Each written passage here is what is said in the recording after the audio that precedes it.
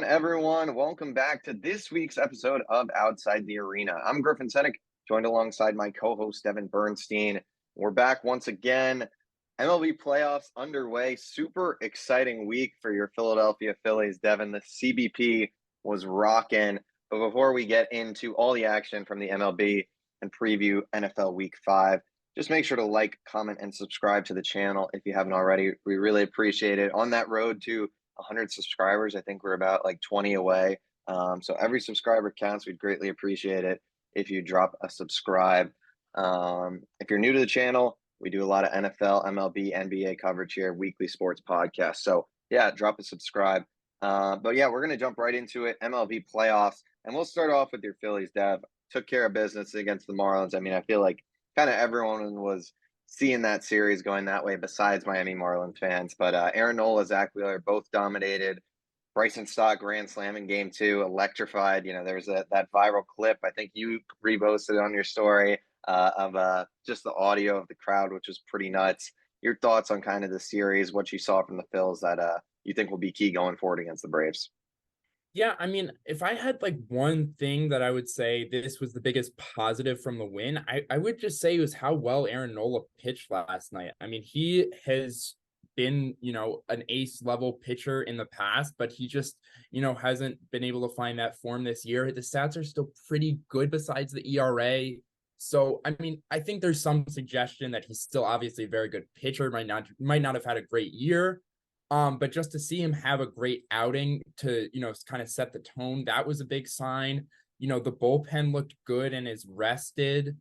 And then obviously we just that home run from Stott, that was electric. I mean, everything, that crowd is just, I mean, no one wants to play there, especially not like Strider, who I mean, he had that. Flashbacks. Yeah, he's gonna have flashbacks to last year. He said he didn't want to play with fans. I saw that in an interview. Yeah. No, yeah, he's not gonna like the bang. But yeah, no, I mean this is just a Phillies team that's ready for kind of anything. I mean, like the lineup is loaded, like we've talked about. The pitching staff has kind of gotten into form here, especially if Nola can find his way. And the bullpen looks pretty good, and they seem to be kind of making all the right moves. The defense has figured itself out. So I'm optimistic as you can be going up against the Braves, but should be a great series. I'm really looking forward to it. Yeah. I mean, we'll touch on that series a little later, but yeah, I mean, I think, it just like those two games just remind you of last season in the playoffs and why the Phillies kind of had the run they did. It's just a really good offense with a lot of power hitters, that a lot of clutch hitters. And just I guess in baseball it's the 10th man. I don't even know. But just the crowd there is just, once you get a lead, it feels like the game's over almost in Philly, which is wild. And no other baseball atmosphere, I think, is like, Citizens Bank Park at this point. And you just see the team, like, obviously, like, I can't say I'm a Phillies guy. I'm rooting for him against the Braves.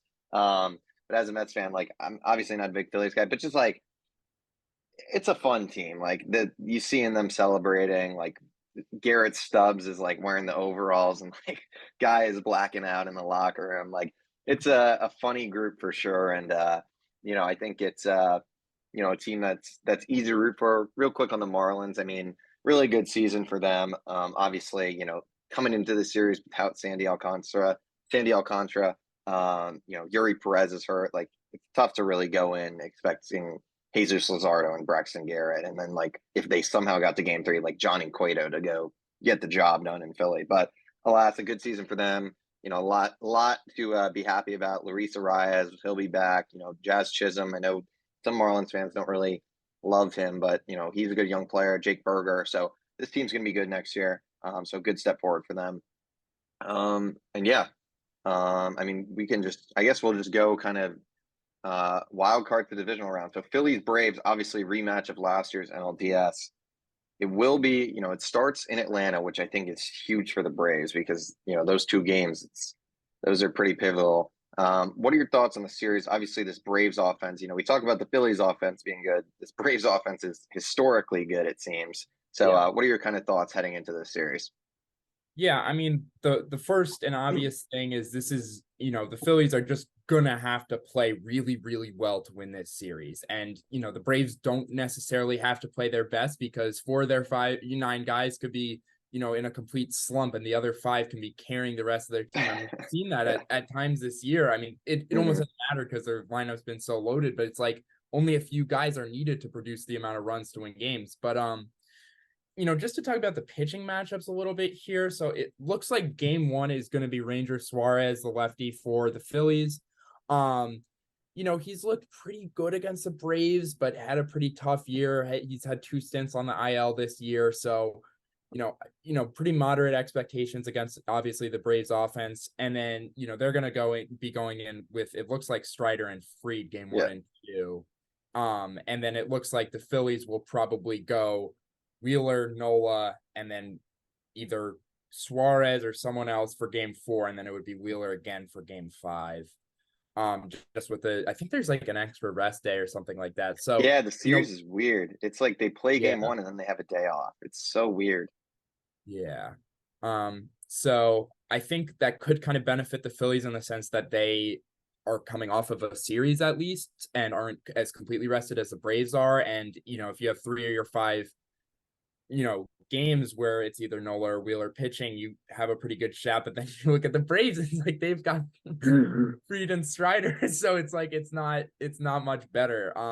It's not like we're gonna kill them with the starting pitching. So I think this is going to be a great series. I think these offenses are going to come to play. I think both the games in Philly are going to be insane. I think I think these are probably 2 of the 3 best teams, two at the very least 2 of the 5 best teams, in my opinion. And we saw this series last year. I'm excited. I don't even know what my prediction is. I think my heart tells me obviously that the Phillies are going to win it. But it really could go either way. Really could. Yeah, I think it's awesome. I mean, this is the series I'm definitely most excited for out of the 4. Like like you said, I mean, it's like I genuinely have no idea who's going to win this series. I think for the Braves, it's all about you have to win at home. Like if this series goes back tied to Philadelphia, they could be in some serious trouble because like we saw last year, like just almost impossible for teams to win in Philly. The Braves go up 2-0, that will be the series. But if the Phillies go up 2-0, obviously it's the series too. I mean that's just like common sense, I feel like. But like I don't know. It's like it feels like almost the Braves have to go up 2-0 to like I don't know. I feel like the Phillies are just not going to lose at home. But yeah, like you said, the pitching matchups. You got Strider game 1, who, it's an interesting case with him because he had like a 3.8 ERA or something this year, but he like had like almost 300 strikeouts. So he's going to get his like 10 strikeouts no matter what. It's just a matter of like, can you get to him? And I think the Phillies, very well can. We saw it in the postseason last year. We've seen it, you know, throughout the season. So, it's just, I mean, can Ranger Suarez get it done? I think for the Phillies, it's just going to be, be pitching. Pitching's got to keep them in games because if this Braves offense gets going, there's just no offense. As good as the Phillies offense is, it's just not going to be able to keep up. We've seen the Braves, like, it's just like, once it's just like on, it's just like, it's crazy. It's like the craziest thing I've ever seen. Like 10 runs, like you'll blink and it's like that. So pitching is going to be the key for the Phils. Their bullpen did good in the Marlins series. I think it's going to have to be even better. Obviously Wheeler and Nola gave them, both 7 innings. That's going to be key too. Just keeping the ball in your best player's hands. And I think, assuming those guys aren't getting like shelled, like I know you try to reserve them and not let them run out of gas. But Rob Thompson's kind of gonna you got to kind of let them get maybe even close to like 110 pitches or something like that. Just because I think those guys are just the best even when they're tired compared to the Phillies bullpen hasn't been bad, but it's still like there's just with the Braves lineup, I just think Nolan Wheeler gives you your best shot. So yeah, I know I'm kind of rambling right now, but really good series. If I had to predict, I'd probably say Braves in 4, but it's just it's going to be really fun. It's going to be a lot of fun. I think honestly, whoever wins game 1, I don't know. I don't want to sound like a fucking idiot, but yeah, whoever wins game 1 is in a good spot, and I think we'll probably end up winning the series. So yeah, especially if the Phillies win the Suarez Strider matchup, they're winning the That's series. So that's what I was thinking. yeah, Just a few more thoughts. We're kind of yeah, talking about the series a lot, but I yeah, think this that's is all the good. most fun series. Yeah, Obviously I'm most excited for this one too, but Orion Kerkering, I believe that's how it's pronounced. We saw him get in the game last night for the Phillies, kind of in a low stress but playoff inning, and he looked really good. He's got a nice fastball and slider, so he could potentially give you something. And then Christopher Sanchez, who's been the fifth to yeah. sixth starter for a while. He's a lefty who could, maybe they use him out of the bullpen. Maybe he kind of starts game 4 for a couple innings. You know, there's a lot of options. It's better than last year where Syndergaard had to start a game. I can't. Did he start in the World Series, or am I wrong? I Maybe think not. I don't think. he might have done one inning. He might have done one inning. Oh my God, I gotta look this up. You can keep talking. Yeah. So I mean, it seems like this team has a few more arms and options to go to than they did last year. So in theory, I'm kind of rambling on again, but I'm confident that this is going to be a really intense, high level baseball series that kind of feels like almost like a World Series or a championship level series. So yeah. Yeah, yeah, absolutely. And I think one thing that I forgot to mention is that, I think whoever wins this series probably ends up going to the World Series. I think, the Dodgers obviously a good team, but I just think that, yeah, he did start. He pitched 3 innings in Game 5 of the World Series. That's crazy. He had 2 runs. Um, but yeah, I think whoever wins this series will end up being back in the World Series. So it should be a really good series. Obviously, I think it'll probably be over by the next time we film. If I had to guess, I'm trying to see. I lost my schedule. Here we go. So game 5 would be Saturday. No, I it think, could still be going yeah, on. It definitely it could could still be be going going on. So on. very well may be going on. So game 3 would be on Wednesday. So that's when we usually film. So who knows? But moving on, because we were just rambling on at this point. Um, we'll jump to Blue Jays Twins. Or no, we'll start in order. Rangers Rays. Another early exit for the Rays, disappointing ending to their season. Obviously, they went through a lot. The Wander Franco thing, obviously, it doesn't seem like he's going to be playing baseball again. They had, Jeffrey Springs, Shane McClanahan, both undergo Tommy John. So they dealt with a lot in terms of injuries, but they did persevere. But Texas, at the end of the day, gets it done. Jordan Montgomery really good start in game 1. And then I believe it was Nathan Eovaldi in game 2, pitched really good. This lineup, as good as any in baseball. I didn't just looking at this box score now that Robbie Grossman hit third in their game 2. That's pretty crazy. Don't know Yeah, they how have a that bit of happened. a weird obsession with him for how loaded their lineup is. It's like you That see is he at like 5th or something, and then he's at 3rd still. It's a little weird. that's weird. I didn't even realize he was like. I mean, I honestly I have not been watching as much baseball as I'd like to be, but wow, that is weird. But regardless, Rangers lineup really good. They've got good pitching. Scherzer potentially coming back, which I feel like that could be a negative. But yeah. What are your thoughts on the Rangers? Obviously, disappointing exit for the Rays.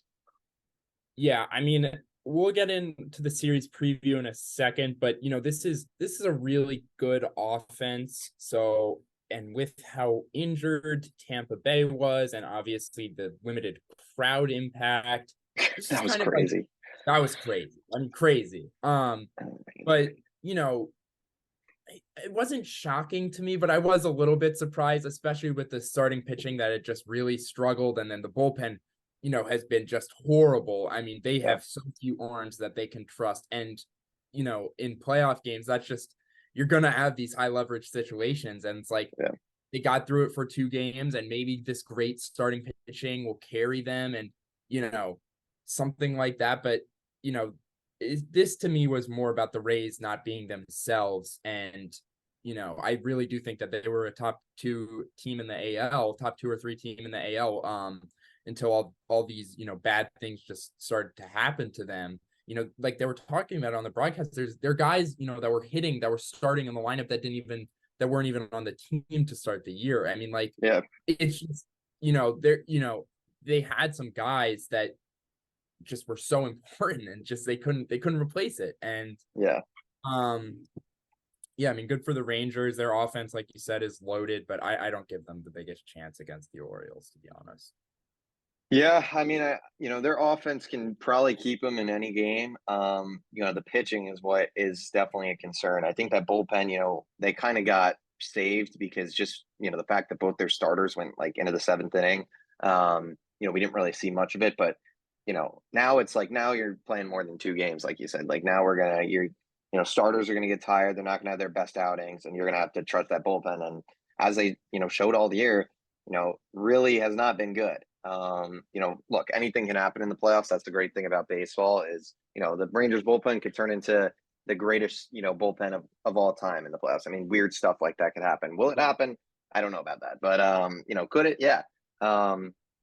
But yeah, like you said, just the Rays. I mean, I feel for, it's tough. I mean, they've done such a good job there with the building of that roster, and you look at their budget and how many wins they have year in and year out, and obviously when you're a franchise player that you gave your, I think, yeah, definitely their biggest contract in franchise history too. Without getting into the off the field issue, he's basically not going to be able to play baseball anymore. It screws you over, especially when you're the AL Cy Young Award winner. I think he was the AL Cy Young Award winner the year before. Maybe not. Maybe he was just no. Verlander won it, so he was up there, probably the favorite in the AL before he got hurt. Yeah. When he goes down, Springs goes down. I mean, it's just like it's just tough. But yeah, I think the Rangers are an interesting team, and we can pivot to Rangers Orioles. Obviously, Baltimore, very interesting team, really good offense, a lot of young talent. The pitching, they have some guys, Kyle Bradish, Grayson Rodriguez looked really good down the stretch. Um, they traded for Jack Flaherty. He wasn't that good. I don't know if he's even going to be in the rotation. Obviously, without Felix Bautista, he's undergoing Tommy John, which is not good for them. Um, but yeah, I know the Orioles were your World Series team. You standing by that, or did the Rangers? It didn't sound like you were too convinced that the Rangers were going to take him.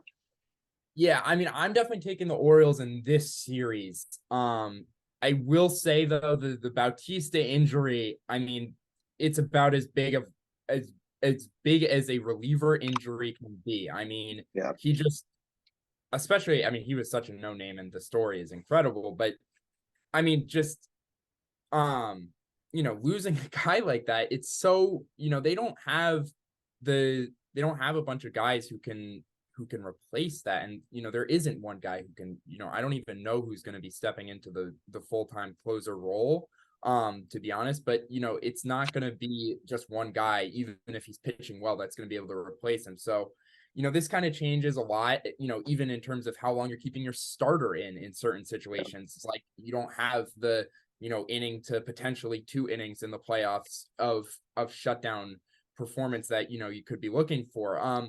But outside of that, I do think this is like a better kind of version of the Rangers in a way. And I just don't think again, even though it's not a full 7-game, best of 7-game series, I just think best of 5, you're going to have at least 1 or 2 games where your pitcher goes 3 or 4 innings and gives up 3 or 4 runs, something like that. And it's just like the bullpen's just not going to be able to hang. And again, it's not like the Orioles have the best bullpen or the best starting pitching, but I would say it's better, and it hasn't been nearly as big of a problem as it has been for the Rangers. So anything could happen, but in terms of the on the field, on paper stuff, it just seems like the Orioles are big favorites here. Yeah. It's super. I don't know why I was just thinking about it, but like it's just thinking about the fact that, if the Rangers had Jacob DeGrom right now, like how like crazy that would be. I mean, Yeah. would be something. But yeah, it's gonna be a good series. I think, Texas has the experience, which I do think will play into this. They've got a lot of guys who have been there. Corey Seager, Marcus Simeon has played a lot of playoff games. Obviously, guys like Evaldi have, won a World Series, I believe he did. You know, Scherzer, if he pitches, he's as experienced as anyone. Obviously, last year was a mess with the Mets, but he's still shown he can be lights out. Um, so it's interesting, and I do think experience will play a role. Um, and that's why I think, you know, my World Series team is kind of what I said last week. I think the Astros are kind of just going to do it again without, looking ahead. But I'm gonna go with I see. Who were the Rangers starting in game one? Do you know?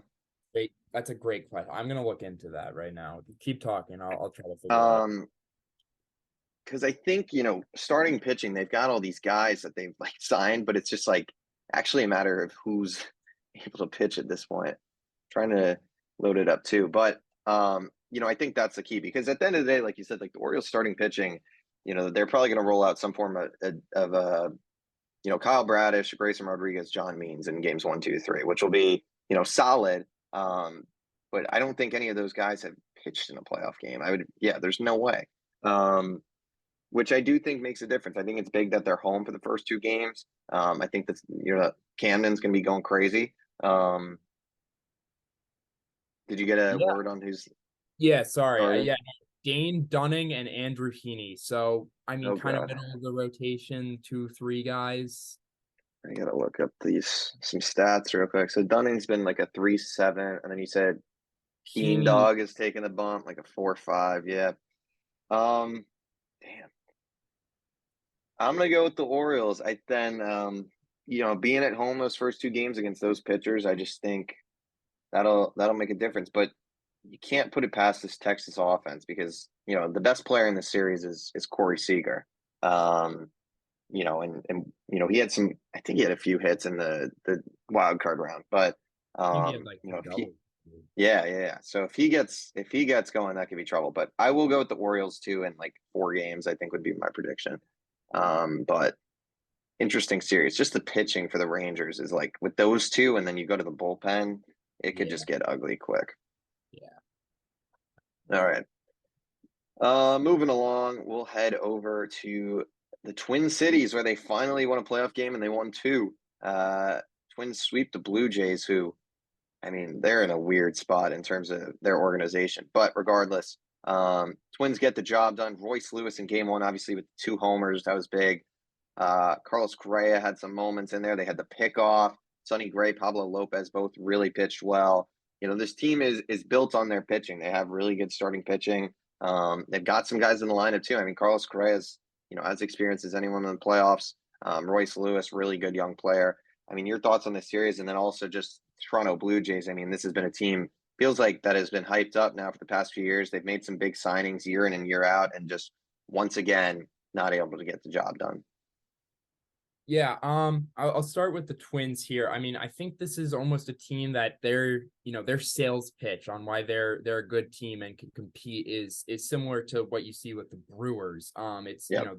the great starting pitching, a good bullpen as well, and then you've got some bats that have at least the potential to be good. I mean, like the Twins offense hasn't really been very good, but like you look Mhm. at like a Correa and like Royce Lewis has been amazing in the little amount he's played, and like Polanco could in theory get it going again. Like there are guys that it's like it wouldn't be crazy if, especially in a one series situation, and Right. that's kind of what we saw. They get it going, so it's not really out of the crazy to see this offense getting going, but it really does come back to that pitching, like you said.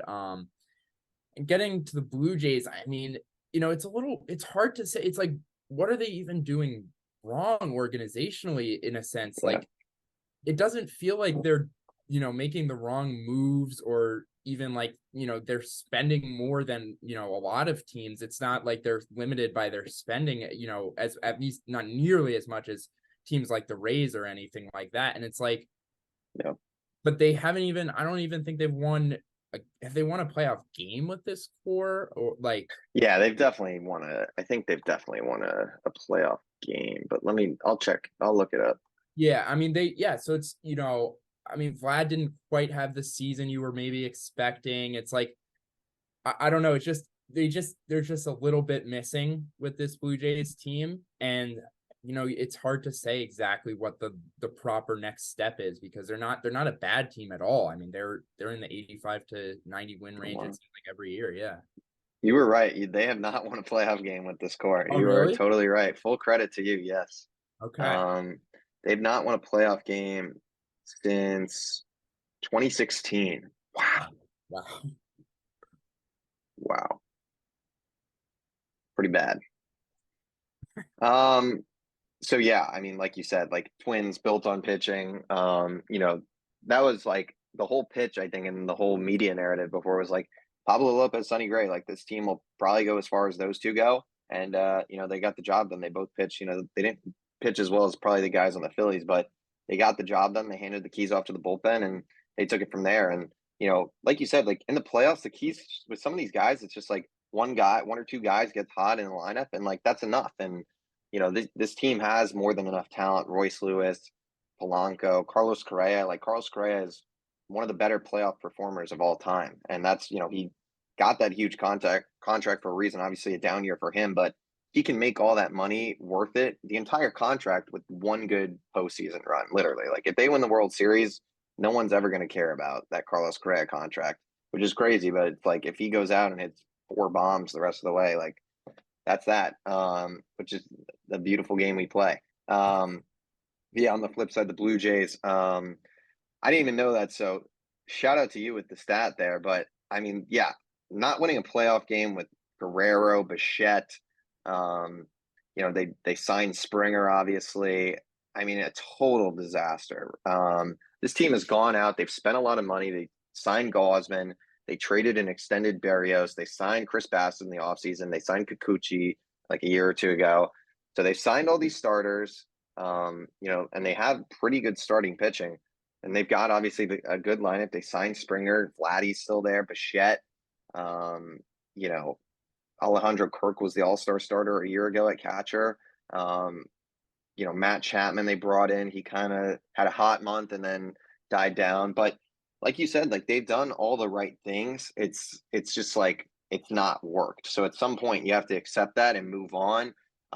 So I think they have a very interesting offseason in store because like you said, like they haven't won a playoff game since 2016. Like that is we're approaching, I guess that's like 7 years now. And, something's got to change. You can't be spending all this money because these guys are only getting older. Like George Springer, he's slowing down. Like we've seen it. They had to move him to the corner outfield. His bat's not quite what it used to be. They signed some of these veterans kind of to be fillers like Brandon Belt, Kevin Kiermaier.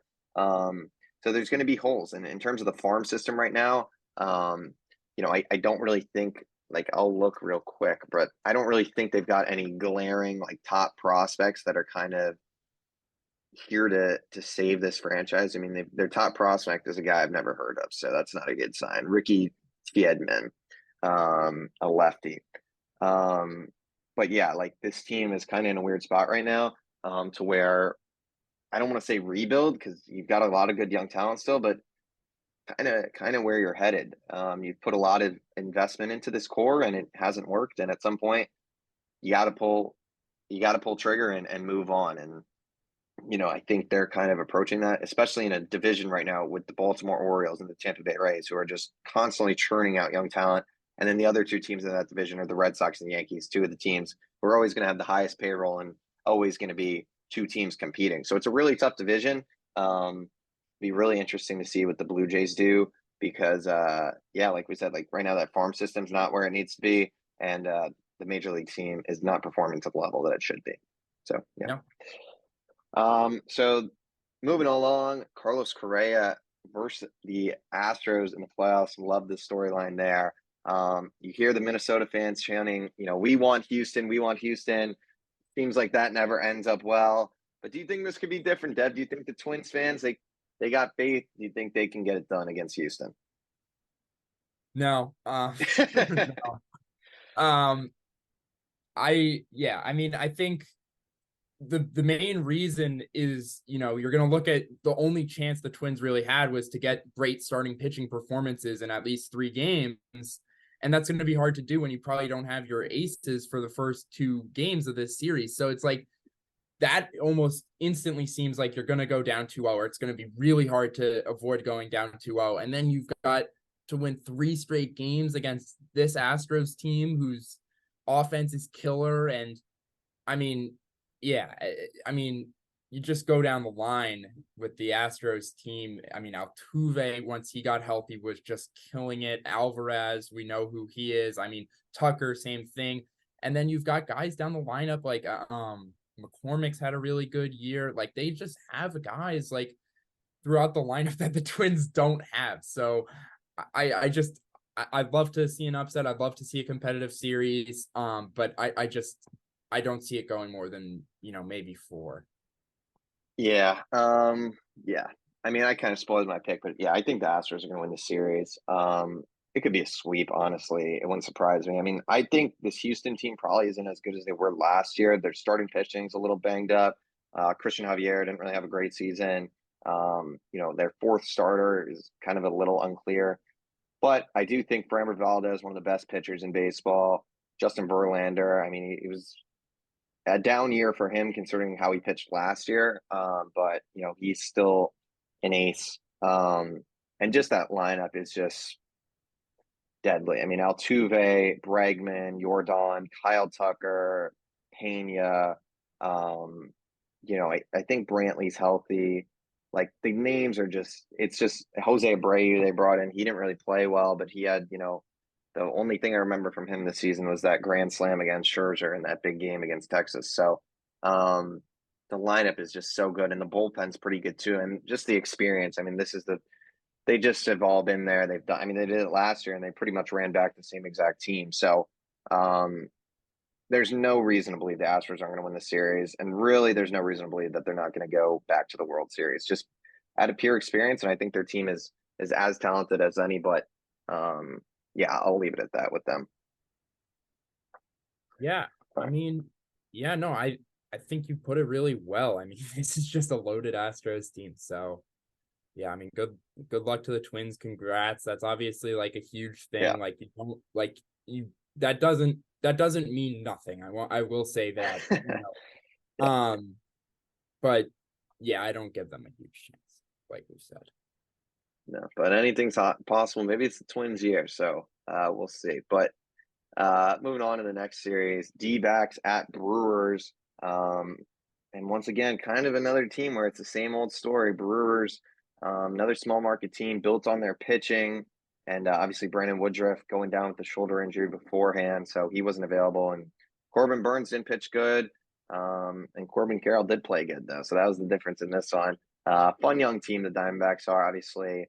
They're going to be going an interdivision matchup against the Dodgers, which should be fun. But kind of your thoughts on this series, and Milwaukee, they do the best they can with the payroll and whatnot. I mean, they might even have to make some tougher decisions. Some of their guys are, Corbin Burns headed to arbitration. He's going to get a huge, amount of money. Maybe they trade him. Willie Adames, kind of the same deal. So, I mean, your thoughts on this series and kind of the state of the Brewers?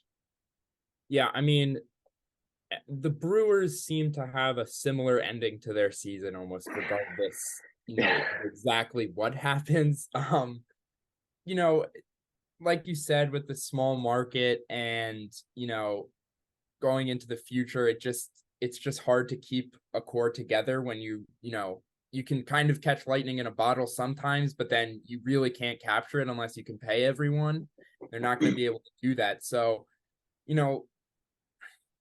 I think these are just kind of two teams going in different directions. The Diamondbacks, they're young. They've got the hitters. They've got a couple of really good starting pitchers. Like, there's no reason to believe that this won't be a good team to compete for the next few years. But again, with the Brewers, it's just like they're just a few bats short. It's like Yelich is kind of like they're like carrying them, and he has had a really, really like resurgent year, but he can't do everything. And then outside of him, it's kind of just like Contreras and like some I mean, Frelick is, definitely got potential for sure, but he's just gotten into the league and they were like relying on him in the middle of in that lineup. So it's like just not a bunch of huge trusted known good MLB hitters, that they had to go to, and it's not going to get any easier for them, like you said. So they have a tough off season coming up, just like the Blue Jays, like we talked about. It could be even tougher.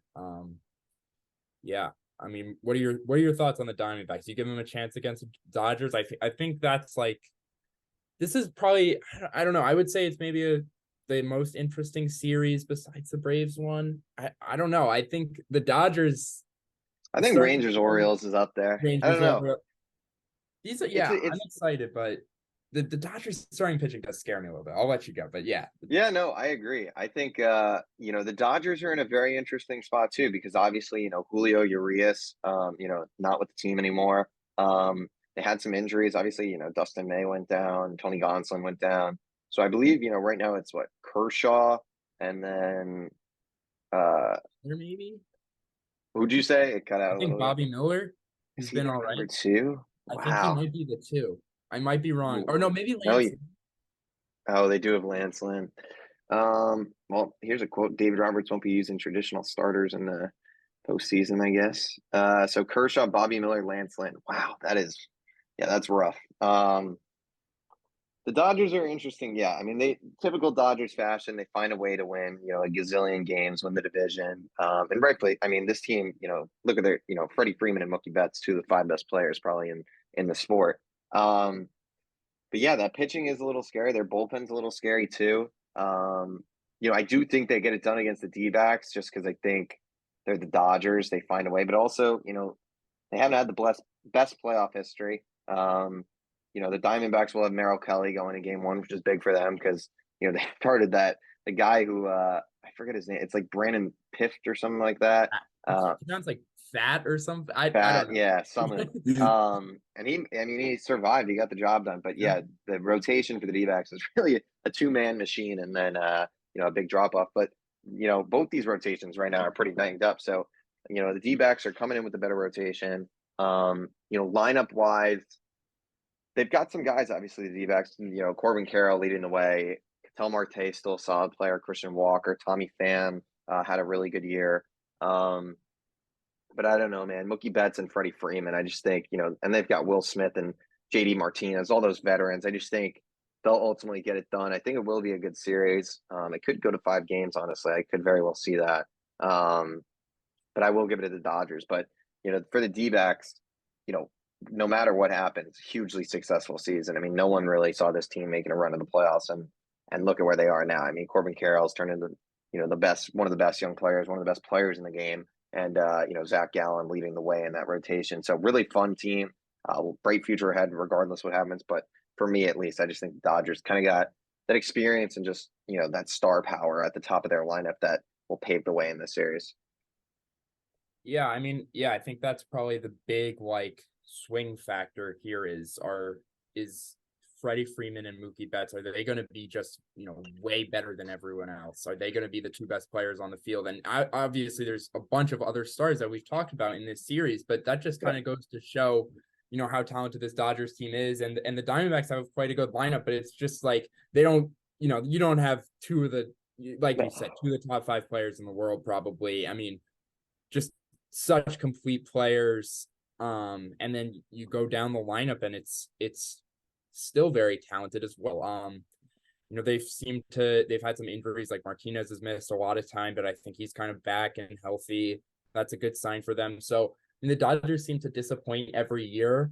And we kind of talked about how we think the winner of the other series will be moving on, but I will go with the Dodgers here tentatively. Yeah, should be a good series.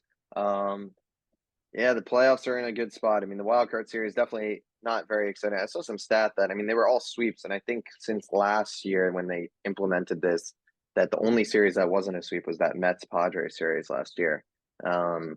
So maybe it hasn't been the best.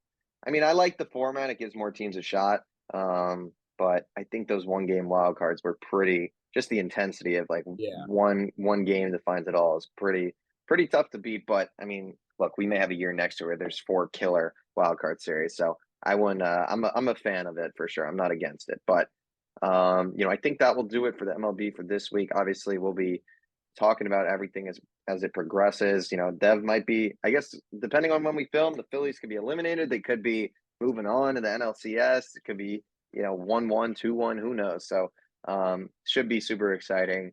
But we're gonna pivot on to the NFL. Week 5. So started to have some teams on bye. I think there's 4 of them, I believe. Chargers, Buccaneers, Browns. Browns are on bye as well. And then there's, what's the other one? Who else is on bye?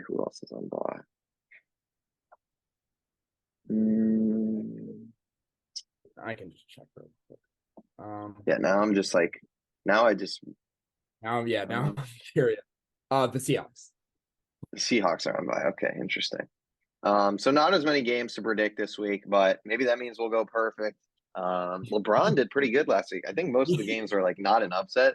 So I'd actually be curious to see how we did because I'm sure we probably did pretty good since there weren't too many upsets last week. So maybe I'll have to watch the tape back. But we're going to kick things off with a game that kicks off in about an hour. So this game will already be final whenever you end up watching this. But Bears Commanders, both these teams played really well last week. Sam Howell bounce back game against the Eagles. Justin Fields, really good performance against Denver, threw for over 300 yards, 4 touchdowns. The Bears right now, they would hold the first 2 picks in the NFL draft, which, really good spot for their franchise. Obviously, it seems like Justin Fields probably in his last season is kind of being the guy in Chicago the way things are going, unless something drastically changes. But what are your thoughts on this one? Really big game for both these teams. Obviously, Washington 2-2, so still in the playoff hunt. Yeah, I mean, like the Bears, there's just like so much to talk about. I mean, like you said, with the first and second pick as of right now, and it's like probably looks like Fields would maybe be out, but then Fields played great last week until he didn't, and then the defense collapsed. So there's a lot to talk about, and part of it is we just need more of the season to go along to figure out what's going to happen here. But yeah, I think this probably is going to be a pretty good game. I think the A Commanders weird good game, yeah. a weird good game that they kind of aren't, either team is really good, but they both kind of bring out the best in each other in a weird Yeah. way. Sam Howell looked pretty good last week against, I guess, a pretty depleted Eagles defense, but still did look pretty good. And obviously after a really, really tough week in Buffalo, so big bounce back for him. So I think the Commanders get it done. This is a big game for them, but the Bears, obviously the panic button has already been smashed here, but 0-5, like, are we firing Eberflus? It's whole safe after this year. So obviously, even if their season is cooked in your eyes, which it is in anyone's eyes, probably, it's important to try to get some semblance of hope and continuity going into next season for them. And yeah, like the Commanders, like the NFC's open, like they can make the playoffs. Like the Giants have been disappointing. I mean, obviously it looks like the Eagles and the Cowboys are probably both going to make it, but it's like, what other division's going to definitely have 2 wild card teams? Like it Probably could the West. probably the West, but then even then it could, so it could be Could be the North. West Yeah. teams. Yeah. So obviously too early to get into like speculating all of that, but I'm just saying, it's possible, and there is a lot of talent, especially on the defensive side of the ball, where like they haven't even reached their ceiling yet. Chase Young's just getting back and healthy, and like he's looked great so far, but like they haven't really they haven't gotten to the point where it's like, okay, now we know what this defense is with Chase Young, and we don't even know who Howell is, and that's a big range of outcomes as well. So it's like where they are now isn't in a bad spot, and it looks like there's some upside to even be in a better spot. So, almost a moral victory. That's been a big, talking point this week with the Jets, but definitely the case for the Commanders as well, in my eyes. Things looking pretty bright for them. What are your thoughts on this game? I just got a gut feeling that the Bears win it, but it's like, I almost see like no way. I think their coach needs to be fired. I think he is pretty clueless with what he's doing. He's I think the one running the defense, or he's a defensive coach. Their defense sucks. I mean, it's abysmal, and I'm not fully blaming him. I mean, they don't really have the talent. But I don't know. It just seems like this guy's just not kind of cut out to be a head coach. Like they haven't really won much there at all, and it just seems like a disconnect. And this organization just as a whole is obviously a dumpster fire right now. They probably just need to clear house, and that might even, like you said, start with Ryan Poles as well. For especially if you got like the top 2 picks, like that is a franchise altering reset. That especially with Caleb Williams coming out, and how good people think he's going to be, like you got to have the right people in charge. So I think unless something drastic happens, Eberflus is going to get fired. I think they might stick with him to the end of the season, but he'll get fired at the end of the year. But that's not important in this game. I will go with the Bears as just like a gut kind of pick. Justin Fields, he played really well last week. They still just, I don't get why they don't let him loose as a runner, though. I mean, we saw him run for 1,000 yards last year, and he had 4 carries last week. Like, sure, maybe I'm saying this because I have him in one of my fantasy football leagues, but at the same time, it's like that's what this guy was good for. Obviously, last week super encouraging as a passer, like completed 80% of his passes. But like at the same time, you got to use what this guy showed you last year because that's what made him so special. It's what made Bears fans really catch on to the hope with him. And it's just been like gone. And I get the O line stuck, so it's a little tough. But I don't know, man. I'm just frustrated because I wish we were seeing more of Justin Fields use his legs. Really encouraging sign as passer. Washington, I don't know. I just kind of think they're just like you said, like they might squeak their way in the playoffs in the NFC. I don't really think Sam Howell's that good, so I think this is a shot for the Bears to kind of get a game. But that was a bad loss last week, really bad, you know, collapse. I mean, they were cruising along, looked like an easy win, and then they let Russ cook, man. So, but I don't know, kind of just a weird gut prediction that the Bears win this one. Not much reasoning behind it, but very encouraging from Fields last week. I mean, he knows at this point that he's playing for his job, and hopefully, I mean, so is Eberflus. At some point, you got to be like, tell the offensive coordinator. I forget his name. I think is it Luke Gentry or something like that. I think so. Jetsy, yeah. Jetsy, yeah, something like that. But at some point you got to be like, all right, like let him loose, like because Yeah. he's playing for his career, we're playing for our career. Like, put the body on the line at the end of Yeah. the day. But yeah, if you got anything else to say, you got it, and otherwise we can move Yeah, along. just quickly on the running thing. Like, I mean, like I get a little frustrated like when Jalen Hurts is sliding after, a 5-yard pickup, but it's like this is completely different because Hurts Oh has yeah, shown he can pass the ball. yeah, He's, shown he can win you games, shown he can take a team to the Super Bowl. And then you start to implement this. Okay, let's make sure you don't get hurt on a yeah, 1st and 10 run for 5 yards instead of 3 yards. Like, absolutely all for that. But this is his biggest strength. I mean, he was probably the most like had the most highlight plays of anyone last year. Just forget quarterbacks, like of any runner. I mean, he just had all these dynamic runs and they're just not even using it. It's just you're not even giving him a chance, and it's frustrating. I hope that changes. I still have some level of hope in Fields just from what we saw, at least as a runner. Um, but yeah.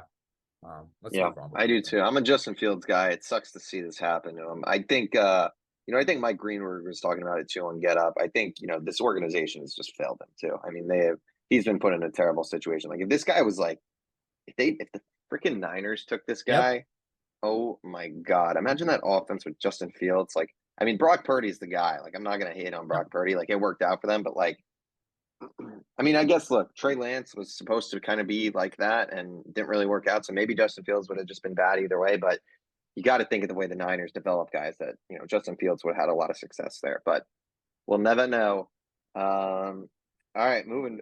Jags are back to back in London. Pretty crazy. I can't believe they did that to him. Jags against the Bills. Yeah, I think the Bills are going to win this game. I'll just get right into it. Josh Allen, big week last week. Like they're starting to take form. Now we're seeing the media kind of get the Bills narrative back spinning, Yep. Super Bowl favorites again. I Yep. mean, it's like the same old.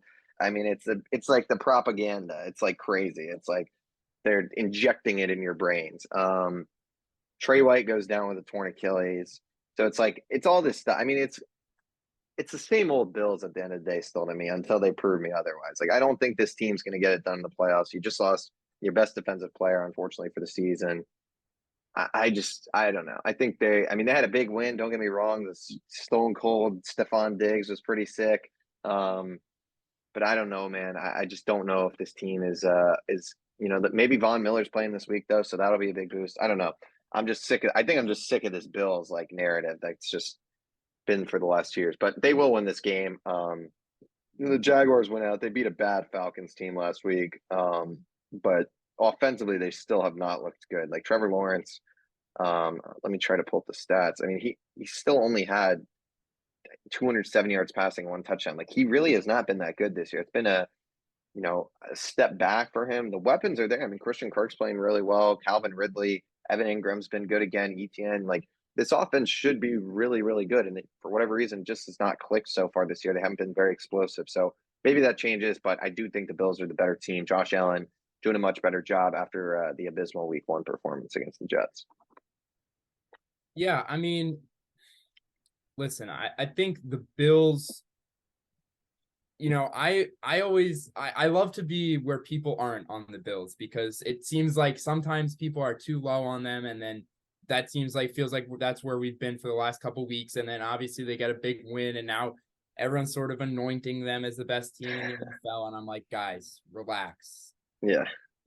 Look, this isn't a defense that's ever been good in the playoffs. That's just the reality of it. And we can talk about Josh Allen, and we can talk about how he can lose you games. And there's no doubt in my mind that if he's on his A game for 4 straight games, he can go and win you a Super Bowl. But you're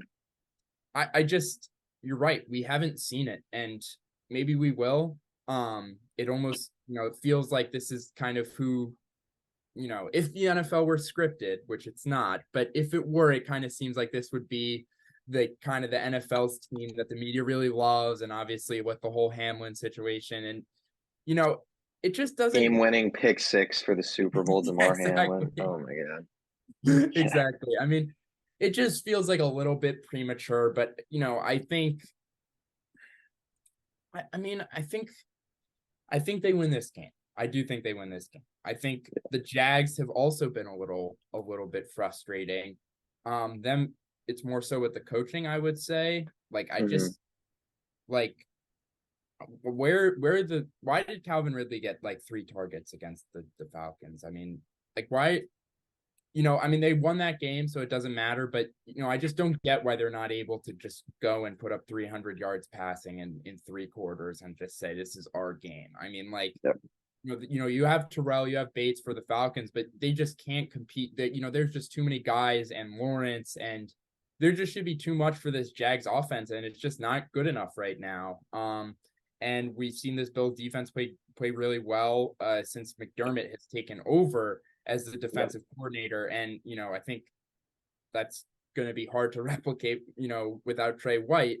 Getting Von Miller back could help, but he's 34 and coming off of an ACL tear. So it's almost like he's your, if he's not a true number 1 edge rusher, your defense isn't going to be good enough, but he's 34 and coming off torn ACL. So there are a lot of long-term or this season question marks with the Bills still that people are, seeming to forget that they were, so loudly talking about a few weeks ago. But I will take the Bills in this one. Probably pretty close, high scoring game. This is what I said about the Chiefs Jaguars game, and then we got burned. Yeah. So yeah.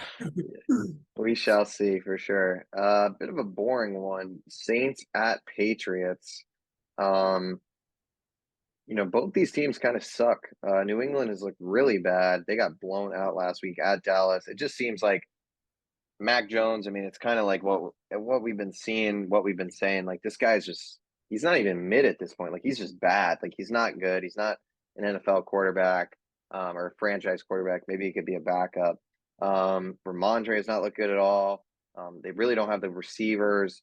Defensively, Christian Gonzalez after the year. Now they traded for J.C. Jackson this past week. So just seems like a mess. And now, Belichick's legacy is getting called into question by a lot of, media out there, which is interesting. And on the flip side, obviously the Saints, Derek Carr has just been terrible. This offense, not scoring touchdowns. Kamara came back and had probably the craziest reception stat line I've ever seen in my life. 13 for 33, I think. Pretty wild. But it looks like Alvin Kamara is back. He might lead the NFL in receptions at that rate. But yeah, a kind of a battle of 2 bad teams. What do you think, though? Yeah, I mean, like, I'm leaning towards the Patriots just because, like, I don't see the Patriots winning like 5 or 6 games this year. Like, they probably win more like 7 or 8. Like, that just makes more sense in my head. And they always do seem to kind of start slow, and then everyone calls in to question Belichick, and then they get rolling. But yeah, this isn't the most exciting matchup. Like, Witherspoon's like maybe been the best player for the Patriots this year, and it's certainly like, the most exciting part of this year for them, and he's out for the year. He traded for Gonzalez, you mean? Who did I say? Did I say You said Witherspoon? Witherspoon, yeah. Oh, I'm sorry about that. I was like, is there a Witherspoon I'm forgetting on New England? I was like, seeing where you went with it. I was like, oh no. No, I meant Gonzalez. I'm sorry about that. But he's been like he was really good, and now it's like that's Yeah. a huge blow. And then Judon's out for a while, so it's like this defense, which has kind of kept them in games as much as they can, is now going to be depleted. And like you said, with Mac Jones, it's just not. I mean, I defended him at least to the extent of he had Matt Patricia calling plays for him last year, but now it doesn't look like that was the only thing wrong. It looks like there is a Mac Jones problem, and this offense has no right to be great, but they have starting caliber players. Like they have starting caliber receivers. Like I mean, again, it's not great, but Devontae Parker, Kendrick Bourne, like these are guys who can lead a competent NFL offense, and like for them to just be this bad and like this many turnovers, like you almost wonder, it's like, is it time to move on from Mac Jones, which is a whole other discussion. It's like, would Belichick do that? So this is going to be an interesting next few weeks for the Patriots, just to see if this season's like completely lost or only sort of lost. Yeah. And then just to see what Mac Jones' season looks like. Yeah, I mean, Mac Jones, third year now in the NFL, I think. Yeah. I don't know, man. Yeah, with this quarterback class, I mean, it depends how New England finishes. Like, if they finishing, they can land like one of these top quarterbacks. Like, you got to do it at the end of the day. Same with like other teams, like the Steelers. I think are in a similar spot where I think you got to pull the trigger. The Bears are probably going to be in that spot. They're going to just you kind of sometimes it's just about resetting too, like with the financials.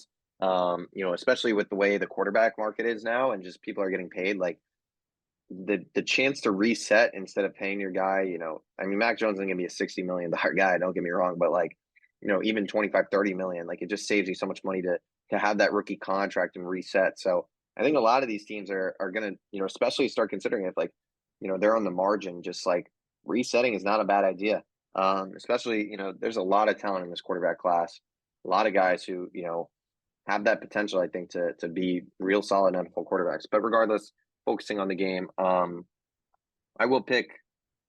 It's not in New England, so I'll go with New England. I don't think Derek Carr goes there and beats Belichick, and this is a big week for the Patriots, and this is just kind of a week that you feel like they'll get the job done. So I'll kind of leave it at that. We've kind of talked a lot about that. Moving along, Titans Colts. Big storyline of this game is going to be if Jonathan Taylor plays or not. He's returned to practice off the pup list. Was a full participant, spoke to the media today. Didn't really talk about anything contractual. I watched the presser, and this man is like, he's a PR trained machine. Anytime they would Oh, ask him about really? anything contract or anything, he's like, I'm just happy to be healthy, working to get 100% healthy. That's been the goal all along. Like, I think he said that 100 times. So it was honestly funny to watch. I was laughing at the end because it was the same old answer. But I mean, I think the prospect of him and Anthony Richardson playing together was really fun for this Colts team. Obviously, the Titans coming off a big win against the Bengals, who we'll talk about in a little bit here. But the Titans kind of just the classic Mike Vrabel team. It's like the New England South is pretty much what the Mhm. Titans are. Just like Yep. gritty. Derrick Henry obviously still there. What are you thinking? Yeah, I think I'll go with the Titans here. Um, but when I talk about these teams, it's going to sound like that's the other way around, because I'm really optimistic about this Colts team and their future, and I wouldn't even say I'm pessimistic about this Titans team, but we know who they are, and Yeah. we know that their ceiling is capped at maybe making the playoffs. And if they get the right matchup, they could, I guess, win one game. I mean, that's really where this absolutely caps out for them.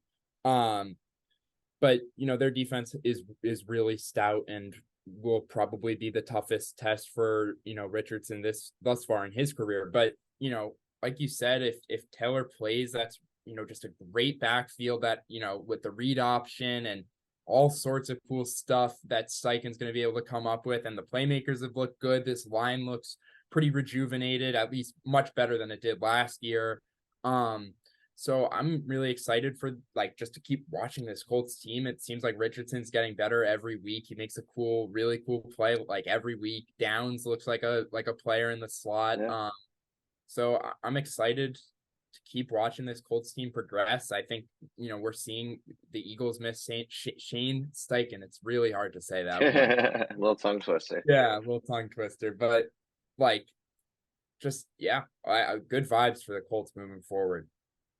Yeah, I'm gonna go with the Colts. I think regardless of if JT plays or not, I mean Zach Moss has shown to be a capable back in the time that JT's missed. But I mean, if you get JT back there, obviously last year Dinko was playing. The year before though, he was the leading rusher in the NFL and number one fantasy player. Like JT is an interesting case. I think he's got a chip on his shoulder. Kind of, he's fighting for that contract at this point. If he goes out and has a bad year, he's shooting himself in the foot basically with that contract extension. So I think he knows that. He knows, it doesn't seem like he probably. I mean, look, money talks. So I think that relationship can be fixed. But I think, seeing him with Richardson would be really fun.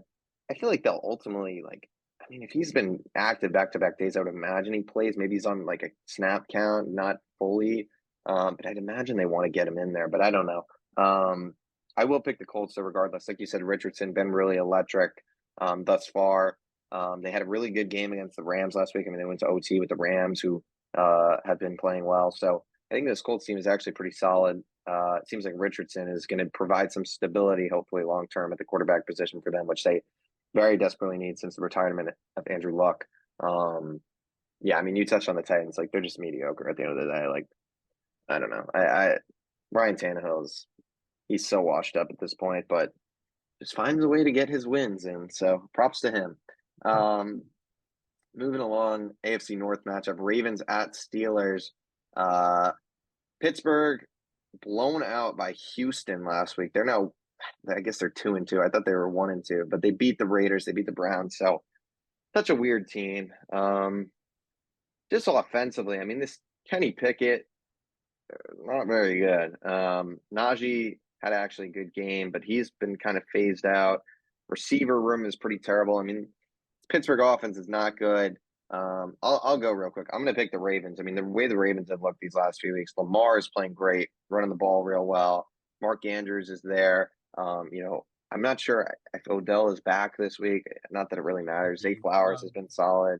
But this offense it's kind of the same old. I mean, they signed all these guys. I mean, Zay Flowers obviously good, but they still don't really have that true, star receiver. I feel like this receiver core was hyped up a little bit, and it's kind of just like, once again. But they just find ways to win. Defense plays hard, and I think this Pittsburgh offense is abysmal. So I'm going to go with the Ravens.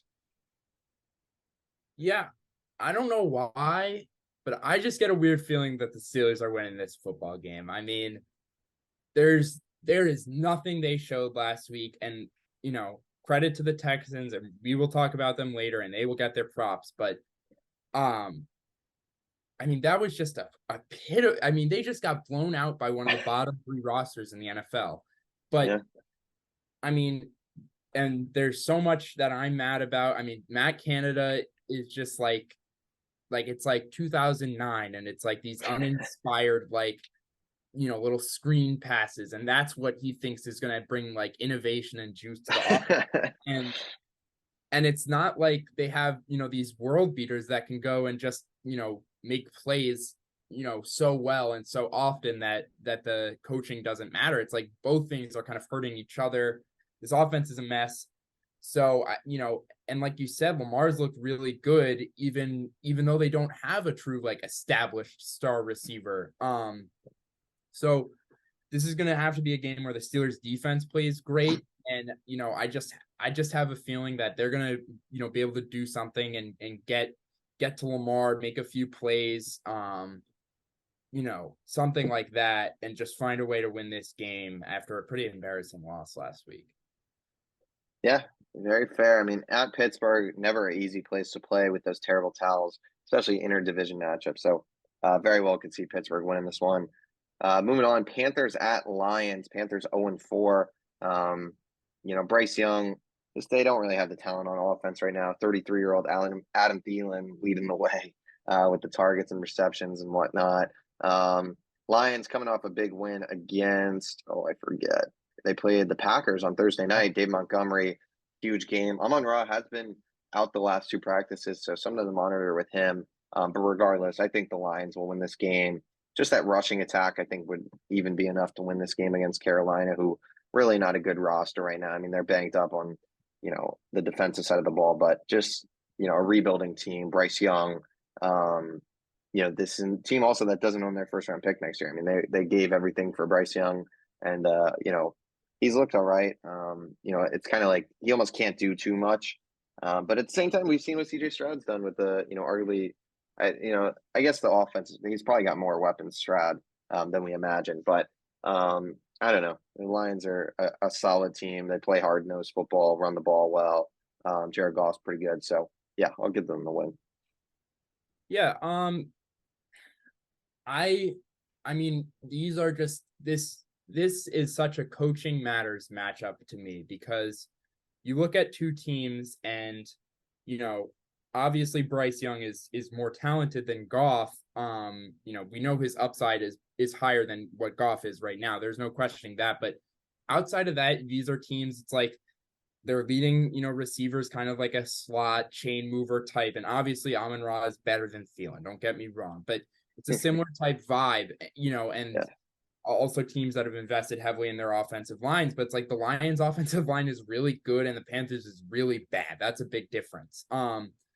And it just seems like the Lions have found a way to maximize almost every position group. They're well coached on defense. They're well coached on offense. It seems like every position group is like rotating well, and they have good depth, and they go for it in all the right spots, it seems like. And like it took them a few years, like it feels like so long ago that they couldn't find a way to win a game, and it's like now they've gotten better and they've learned how to win the close games. It's like, Yeah. so I wouldn't even say I was a Lions doubter going into the year, but I was a little skeptical on the upside, and I still am skeptical about their first round draft picks. It seems like Gibbs is like they still haven't quite found a way to use him yet, which is a little David frustrating. Montgomery's getting the bell cow. Yeah. Yeah. So I mean, but just it just in terms of not we just forget the fantasy for a little bit. It has been working on offense. It is frustrating. It feels like this offense could be more explosive if they find a way to use Gibbs the right way. Get Jameson Williams back, who could add like a vertical threat to this offense. And really like with Goff's deep ball, which is like really good, I would say. I mean, that's where this offense could become like, okay, this is a top 5 to 10 offense just with how many different things they can do. I'm gonna go with the Lions here, and it looks like they're gonna win the division and probably compete to win a playoff game. Like this has been a really good start to the year. I was really impressed by their performance against the Packers. Yeah, absolutely. All right, moving along. Texans at Falcons. Like you mentioned, Dev, Texans, CJ Stroud been the best rookie quarterback. I'd say arguably the best rookie, but Puka Nacua has been right up there. I mean, both of them have been balling. But CJ Stroud, so impressive so far. Hasn't thrown an interception yet. I think he's at like 1,200 passing yards or something like that, if I'm not mistaken. He's been balling, man. Nico Collins, Tank Dell leading the way. Dameon Pierce, hasn't really played well, but you hope that maybe he gets it going. They got cool uniforms. I mean, the red unis they were rocking last week, I was loving. They take on at the Falcons at Atlanta. What are your thoughts on this one? Yeah, I mean, I don't think there was anything I was more wrong about going into the year that I think I might have said. I was like, there's no way Desmond Ridder is a bad starting quarterback. And Desmond Ridder is a bad starting quarterback. So I was definitely wrong about that. So yeah, I mean, wow. And I was also wrong about Stroud. I mean, he's just been so impressive. It just feels like, he's just like carrying this offense in a way that you almost never see from a rookie quarterback. It's like I think Nico Collins is a really good player. Like he's shown that. Like I think he's really got that T. Higgins, Mike Williams type skill set that's like hard to find, but those guys when you see them. And Tank Dell looks like another solid guy. But it's like these were both mid-round picks that haven't proven anything so far. Yeah. And this offensive line is horrible. They can't run the ball because their line is so banged up, but it's like somehow they're finding a way to move the ball through the air, and they just beat the freaking Steelers. Like 30-6. 30-6. I mean, it's so impressive. The defense is like, I'm so confident that the defense is going to get there with D'Amico Ryans. They shouldn't have traded their first round pick away this year. It was still dumb, but maybe Maybe they knew. I I don't know. I'm done doubting what this Texans team can do. I'm taking the Texans on the road. I just Stroud looks just like he's like the best player on the field in this game, and I just like he's just been so good.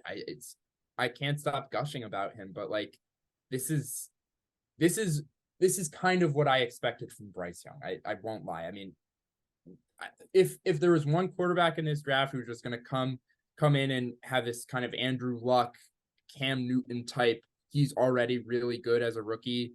I would have thought it was Bryce Young, but Stroud's just so ready and accurate, and like the stuff we saw in the Georgia game, like clearly, like that's always been in there. Yeah. Like there was so much stake in like, can he do this like all the time when we didn't see him do it all the time when he didn't have to most of the Yeah. time, just because of competition. It's like, yeah, he can do it. So things are really looking up for the Texans, and I'm gonna take them here. Yeah, I mean, I've always been a big CJ Stroud guy. I mean, I've kind of always kind of liked Ohio State, watching them. Yeah, I'm gonna take the Texans. They're just like CJ Stroud is just like I was listening to, I don't know who was saying it, but this is like as good as a start as a rookie quarterback has ever had in the NFL. I think the other two guys that I think were mentioned were Cam Newton and Andrew Luck. And the difference was like both those guys had like 4 or 5 interceptions with like similar passing yards roughly. Um, I mean, he's just been so impressive, especially like you said, like terrible offensive line. Receivers are like guys that, is he just making them look good? Are they actually good? I mean, I think they're both pretty solid players, but I don't think they're any like, superstars. So shout out to him. I mean, you hear a lot of good things in the media through him. I mean, I saw some report about him having like dinner, having teammates over to his house Yep. for dinner like every night or something like that. Like everything you hear about this guy is just good things. And like you said, like the Georgia tape, you know, it's interesting because like I always with Justin Fields, what I always look at with like when he came out of college was like, oh my God, that Clemson game, like this is why he's a stud. The Georgia game was kind of the same way for CJ Stroud, but it seems like that's actually Yeah. translating this time. But it's kind of similar. It kind of reminds me a little bit about, you know, I think in that game he just showed he can handle adversity and handle guys going down. Like Marvin Harrison went down. Obviously they've still got all these 5 stars, but like guys who haven't really played as much. And he used his legs a lot in the back end of that Georgia game, and he just kind of showed that in the big moment he can do what he has to get it done, even if his best guys aren't out there. And I think we're seeing that in the NFL. He looks like he's going to be a star. Like you said, D'Amico Ryans looks like an amazing head coach. I mean, he had a pretty good interview with the guys, Big Cat and PFT from Part of My Take the other day that I enjoyed. So I think Houston is in such a good spot organizationally right now.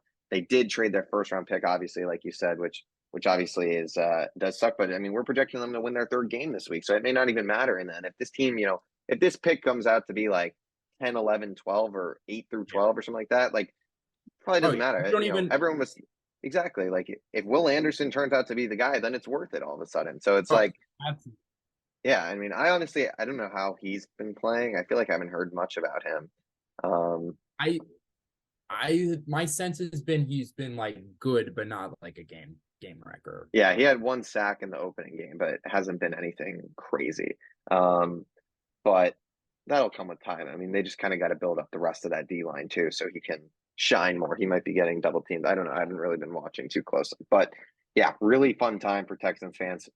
I think CJ Stroud's the guy, and D'Amico Ryans, I think, is also the guy at head coach. So awesome, awesome stuff going on in Houston. So yeah, shout out to them. This next one, I don't think we really have to spend much time on. Giants Dolphins. I mean, I think we're obviously both picking Miami here, bounce back offensively. I mean, you know, you don't think I could get worse than Denver? Like this might be the one game where they go for 80. I don't know. Like I really don't know. Tyreek Hill's probably going to put up 200 yards. They'll do whatever they want to this Giants team. I mean, you're going Dolphins, I assume, unless you're, Yes, yes, yeah. yeah. So like, let's just talk about Daniel Jones because I think that's the storyline here. Um, 11 sacks last week. I mean, part of it I don't think is his fault. I think this O line is terrible. Evan Neal. I mean, the comments from the other day were crazy, calling all the fans like hot dog and hamburger flippers. I mean, oh my God. I mean, it's not not be doing that. He apologized today, but it's one of those things where it's like the coach Dable brought him in the locker room. Yeah. It was like, you are like like this guy's literally about to get cut. I mean, he's close to getting cut. Gotta hope he turns it around for them. But O-line sucks, it's banged up. Saquon's hurt. How much of the blame do you think you can put in Daniel Jones? But at the same time, it's just the Daniel Jones it feels like we're kind of used to outside of last year. Yeah, like I don't even like the worst part is to me that this wasn't even a bad Daniel Jones game. I think the Cowboys game was a bad Daniel Jones game, but when you are so, I mean, just under such duress, I don't even, there were so many, I mean, at least 8 of the sacks. I just don't even think you can like blame him for, just with how many guys they were coming from so many different angles, and just such little time against such a mediocre pass rush. I mean, this has to be the worst position group in the league by so much, this offensive line. I mean, so, and then it's like, then you get into the Daniel Jones contract, and it's like, oh yeah, like this team doesn't have really the money to like be, it'd be one thing if you had this unproven quarterback on a rookie contract, but you don't. And that kind of, makes the margin for error just so much lower here.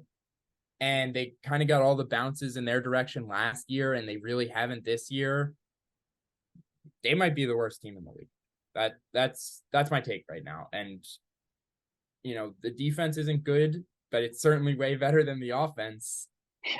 And it's like, and like you said, like, are the Dolphins going to put up 80 points this week? It's like, I don't know. And at what point does the defense just stop wanting to even compete when, every possession is either a turnover or, 2 sacks and a punt? Like, I mean, I can't say I'm mad about it as an Eagles fan, but this is complete, like, this is just the season. It's just awful. I mean, it's just awful. That like the product they're putting out there on offense is just like disgusting. And it's like, I just don't get, you trade for Darren Waller, he's making all this money, and they're not even throwing him the ball. And it's like, maybe Darren Waller's just washed up. It's a possibility. He didn't have a great year last year. I mean, I heard all about this guy during training camp. Like, he would seem like things were going good with him. It seemed like he was going to have a huge year, and he's been a ghost. And it's like, I don't understand how that's even possible, because it's like, I guess it's because Daniel Jones is getting sacked every play instead of, being able to throw the ball. But it's like, how is this even possible? Like, who else? There's no better option. Saquon's been hurt, and he's still not getting the ball. He had 3 catches, and 2 of those were in like the last like garbage time drive where the Seahawks are basically like doing whatever the F they want out there. It's just, I don't even understand that. The receivers suck, and they just don't address it. I mean, they're running out like Sterling Shepard, who's like, at this point in his career, suffered like 2 torn ACLs or something. I mean, he's been like, he's just not good. Isaiah Hodgins was like a guy they found on waivers that like had some juice last year, but he's not that good. I mean, it's just like Wan'Dale Robinson is like, maybe there's something there. The best Jalen receiver, Hyatt, we though. haven't really seen. Yeah, I mean, he's been their best receiver, but it's just like you said, it's like disgusting. And I feel for, I mean, obviously we have a lot of Giants friends that are Giants fans, and I don't feel necessarily terrible for them, because obviously, they made the playoffs last year, and they, some of them got to see those Super Bowls back in the day with Eli. But it's like, the product they're putting on the field right now is disgusting. This team needs to tear it down. They suck. I mean, there's no hope right now with this team. There's no hope with Daniel Jones at quarterback. I don't know why. I get why they had to pay him the contract, but it's just like still like stupid. But I guess they have an out after next year, so I don't know. It's just a disaster. I mean, really, last year, it's like, it was a fun year, I'm sure, for them. And yeah, you won the playoff game, but it's like, at the same time, that was probably one of the worst things that could happen to that franchise, because now you're set back another 4 or 5 years or so. And also, I mean, appearing to miss on, it seems like Thibodeau and Neal really aren't going to either turn out to be great. Neal looks awful, like one of the worst players in the NFL. Thibodeau, hasn't really done much. Missing on those 2 picks is also huge, because you had, I think it was 5 and 7, and it's like you hit on those 2 picks, you got 2 franchise altering. I mean, that was the Sauce Gardner draft, so they could have picked Garrett Wilson with one of those picks. Sauce. Yep. Well, Sauce was at 4. They could have gotten Sauce. I'm wrong. Absolutely wrong. But they could have had Garrett Wilson, and they could Garrett have Wilson. had like, why didn't they take Garrett Wilson, man? I I mean, get why what they did, but like, I I'm don't know. still like Thibodeau, like if I'm projecting his NFL career, I still think he's just like so talented. Like he will be Yeah, good. But like Neil, like you said, like is he gonna get cut? Like geez, like he's worse than Eric Flowers. Like I he can't believe pushed his own team. That clip of him blocking or shoving, I think it was Darren Waller or that. Bellinger, maybe. I mean, I've never seen anything like that in the history of the NFL. I don't think. I I mean, mean, it's you can like get credit for a there's a sack. guy coming at him and he shoves Darren Waller, who's next to the guy, and then the guy is just like the guy next to him is like, "Oh, thank you," and he sacks him. I've never seen anything like that in the history of the NFL. It's remarkable, but trashing Unreal. on the Giants is fun. We'll move on though. Um, Bengals Cardinals. I mean, what the hell is going on with the Bengals? I mean, this is Joe. I you want to blame the injury, but it's like I just don't even understand at this point. Like 1-3, but it's like Burrow's looked like arguably the worst quarterback in the NFL this season. Like there's a very reasonable claim to that. T. Higgins has been, banged up left and right. What are your thoughts on the Bengals? I mean, obviously this game against the Cardinals, they should win this game. Josh Dobbs has kind of been playing well though. I mean, this team beat Dallas, so you can't count them out. But what do you think? I mean, just your thoughts on the Bengals in this game. Yeah, I mean, I just the only explanation I can rationalize in my head is that Burrow is playing hurt. And Yeah. I just you just wonder where the blame has to be placed because I mean, why is he playing if he's the worst? Like obviously, in a one game scenario, you'd rather have 90% Joe Burrow than Jake Browning, but you can't just continue to watch him go out there and he just isn't. It's just not Joe Burrow. He's not playing winning football at the level he is right now. And if he's not hurt, then you've got a world of other problems that I don't even know if we can get into. Because if this is just who Joe Burrow is, then I don't even There's like. just no way that it is, There's man. no Like, way, there's just right? no way. Yeah, no, there's no Um, way.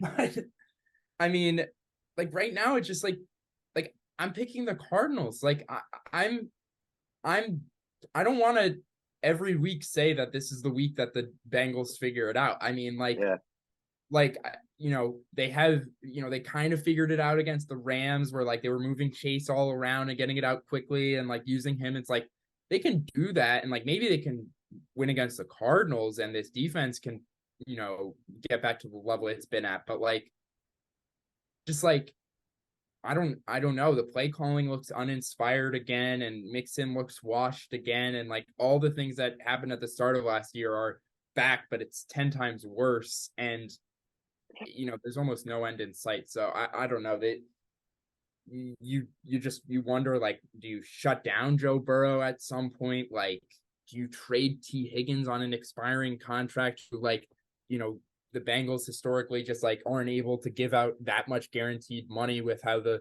yeah, system works. And, he's just a hard guy to keep when you already have, you're going to obviously pay Chase at some point. You've already paid Burrow and a lot of the guys on this defense. So it's like, yeah. maybe you trade a Higgins like that could be a move. Like, so I think, it's rare you see, such a good team have such a bad year and then, there's no major changes. So Yeah. I wouldn't be surprised to see something happen, be it at the trade deadline or in the offseason, but this looks like it might be a lost year for the Bengals.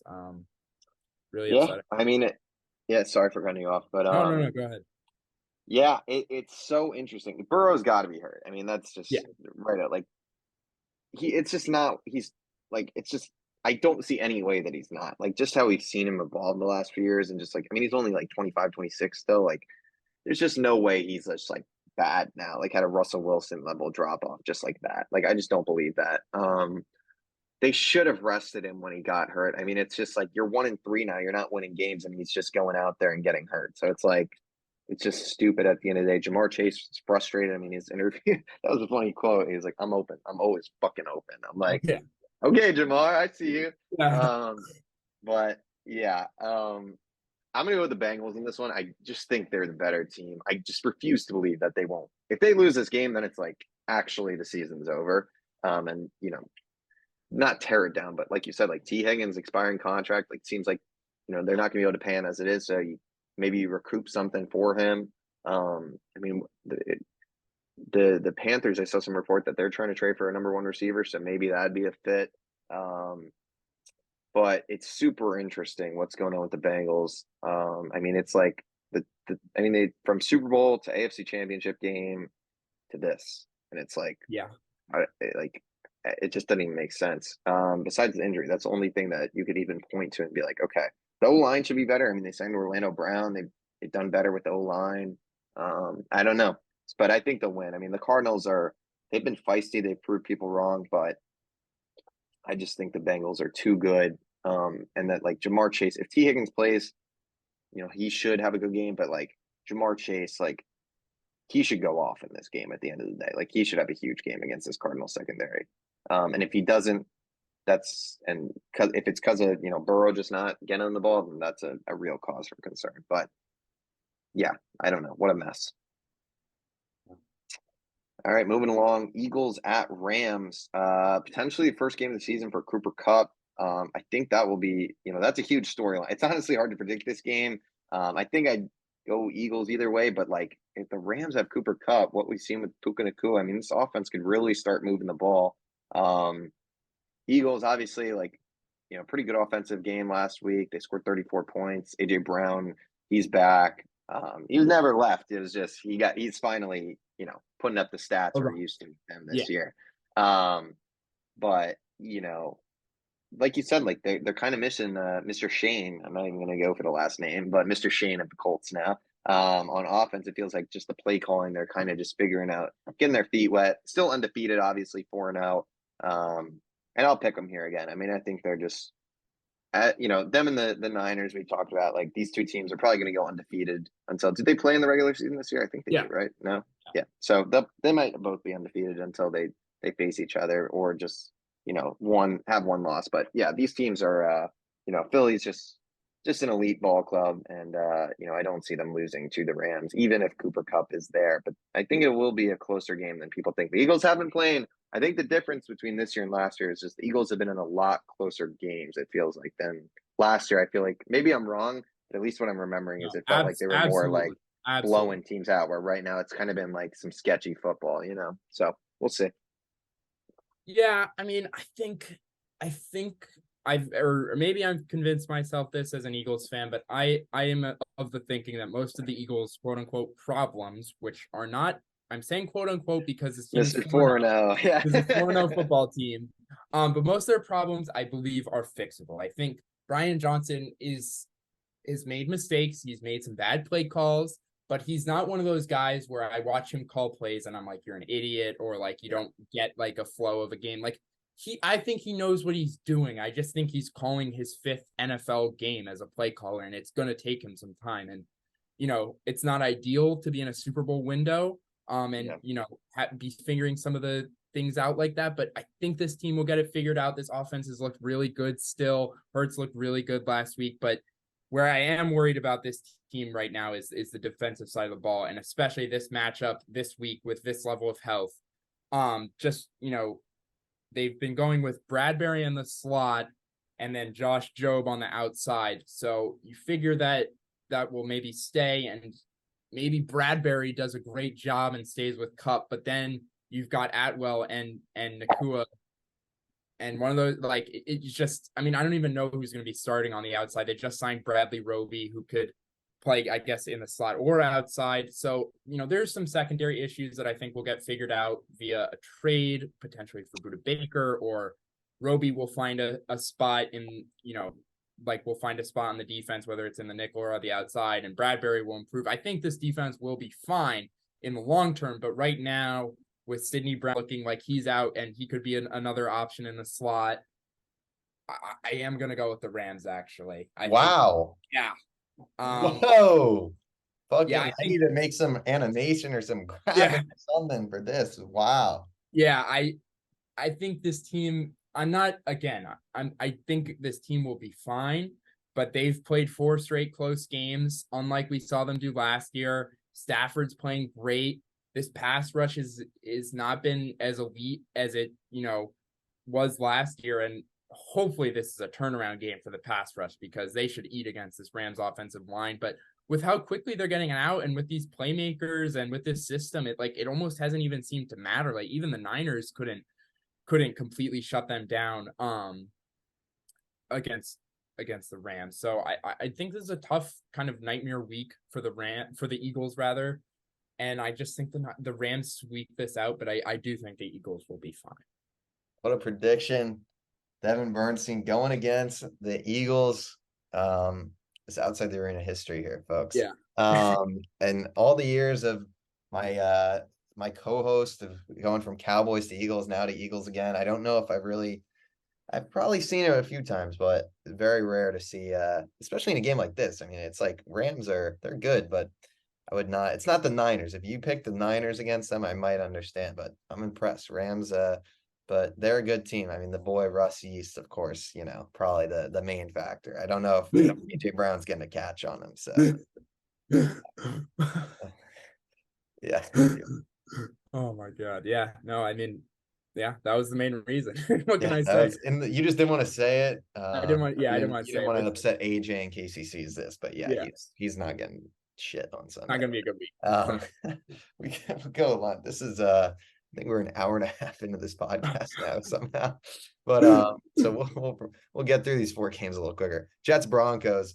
Zach Wilson, big game last week. I mean, career-saving game, arguably gave him, probably an extra week.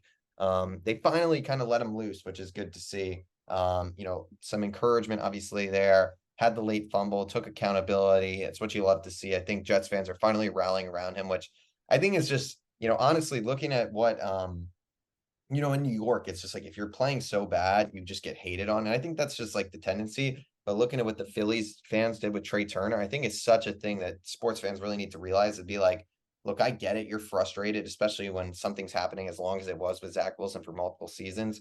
But just being there, encouraging them, it can only help, I think. And look at Trey Turner ended the season on the highest note of all high notes. So just that encouragement, I think, fans just kind of need to, it sucks, I know, and you want to take out your frustration, but at the same time, I think Zach Wilson, this could be a big week for him against this Denver secondary, riding off some confidence. The fan base is kind of won back a little bit. So I'm going to go with the Jets here. I think defensively, they hung tight with the Chiefs. They picked off Mahomes twice. I think that was super encouraging.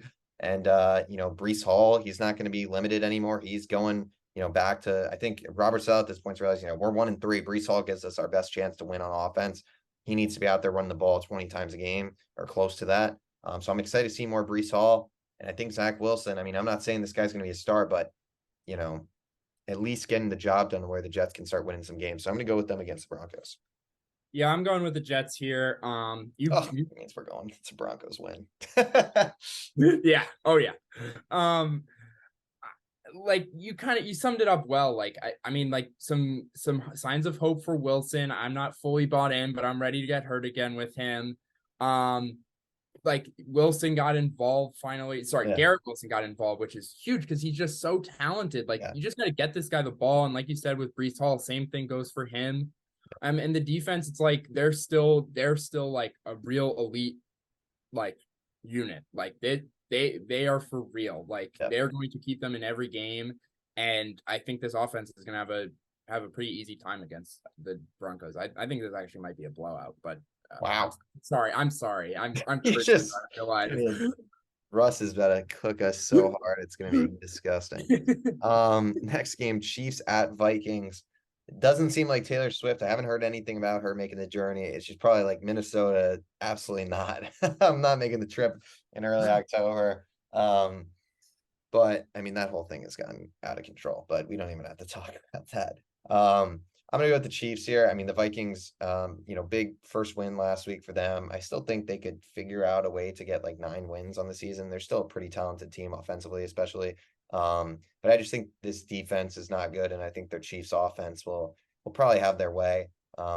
We saw what they did against the Bears. I'm not saying it'll be that bad, but it could be pretty bad. I mean, this Vikings defense is not very good. So I'll go with the Chiefs here. Pat Mahomes, I mean, when have you ever seen him have 2 bad games in a row as well? Yeah, no, I mean, yeah, You hit everything on the head. I think this is going to be really hard for the Vikings to stop the Chiefs. I don't even know who the Travis Kelce man guy is going to be, but it's not going to be fun for them. Yeah. I mean, Brian Flores is a good defensive coordinator. Don't get me wrong, but he just doesn't have the Jimmies and Joes to right now. I mean, like I like that. I don't know where that saying came from. And I sound like I'm in my 50s, but like it's true. I mean, they just don't have the personnel on defense, and I think they'll probably be able to score, but this Chiefs defense look good. So I say like somewhere in the 31 to 34, like 27 range, something like that. Yeah, I'll go with the Chiefs. Yeah. I think it'll be a pretty high scoring game though, actually. I think, both these defenses aren't amazing. So should be interesting. Sunday night game. This is really good game. Cowboys at 49ers, rematch of that NFC divisional game where I'll never forget that play where Zeke Elliott lined up at center and just got trampled. Oh my God. This Dallas defense, another huge performance for them, another 2 touchdowns. I mean, they have been absolutely killing it this year. Only bad game was against Arizona somehow, which is crazy.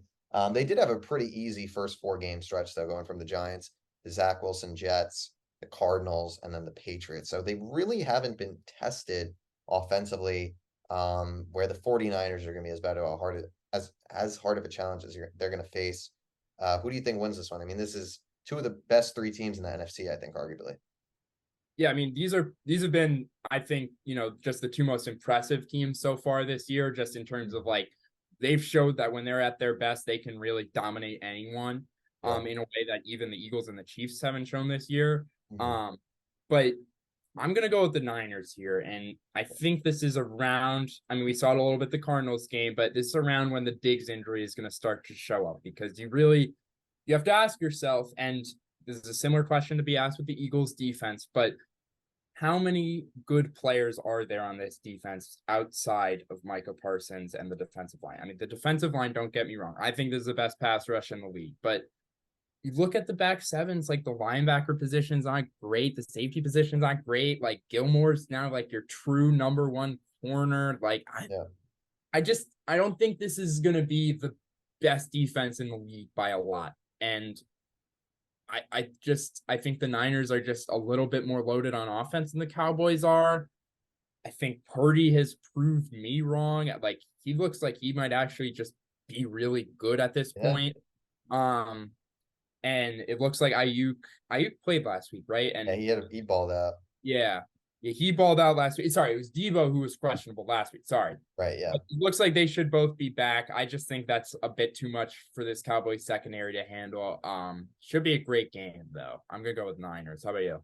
Yeah, I'm going with the Niners. I mean, we just really haven't, like, honestly, this Cowboys offense, like, outside, and the one game they've had to like prove themselves against Arizona, like they didn't look that good. Like they kind of Dak faltered down the stretch. I just think the Niners are too good. I mean, you look at what Christian McCaffrey's doing this season. I mean, he's playing as good as anyone. And I mean, it seemed like after all those injuries in Carolina for a few years, people kind of started doubting him and forgetting about him. And it's like this guy's still, he's up there in the MVP conversation. I mean, he's the best running back in the NFL, I think, at this point for sure.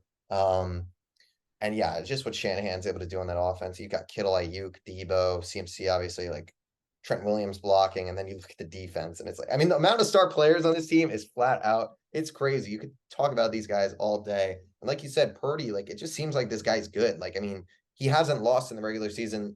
The only lost game that this team the only loss they have was when he went out for the game.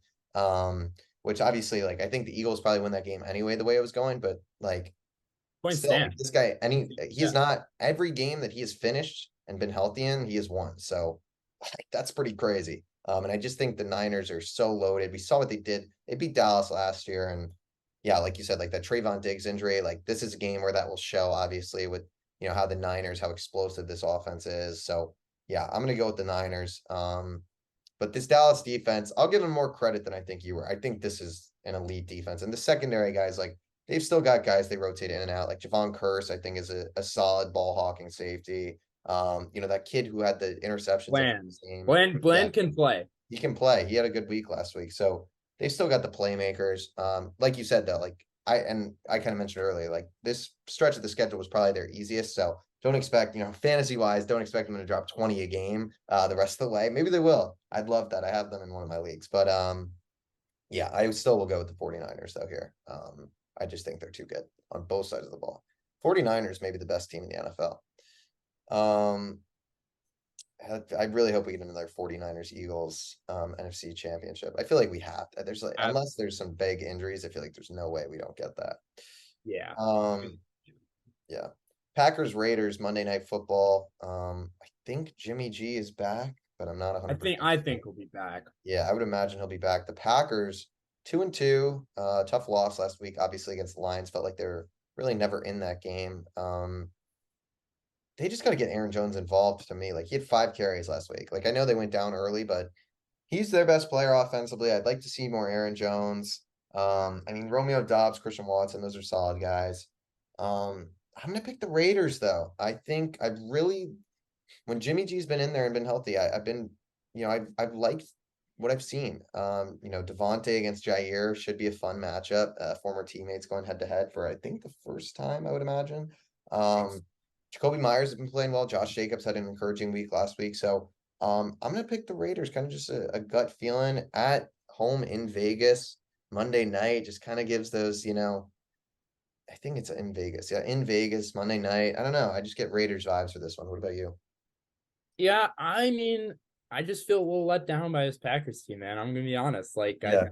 they got all the talent on defense. They were missing Jair last week, but like you just can't, like, fundamentally, you just can't let a team just run all over you like that week after week. And it's like, it's not our nose tackle was out, so we couldn't defend the run, or we're playing the Chiefs, so we had to, really, whatever. It's not like that. Like the Lions are a really good team, but you can't just like come out in nickel packages all game long and just watch a team run down your throat and not do anything about it. I mean, just seems like there's no willingness to adjust here from, I guess, like a traditional, more old school organization. And it's like, just wonder, like, when are they going to realize that they're wasting a very talented roster? Like, I mean, I'm not even going to get into the Love thing. It's like, whether you believe in Love or not, like, this is a roster that's talented enough around him to show if he's good. And like, you're almost doing a disservice to him by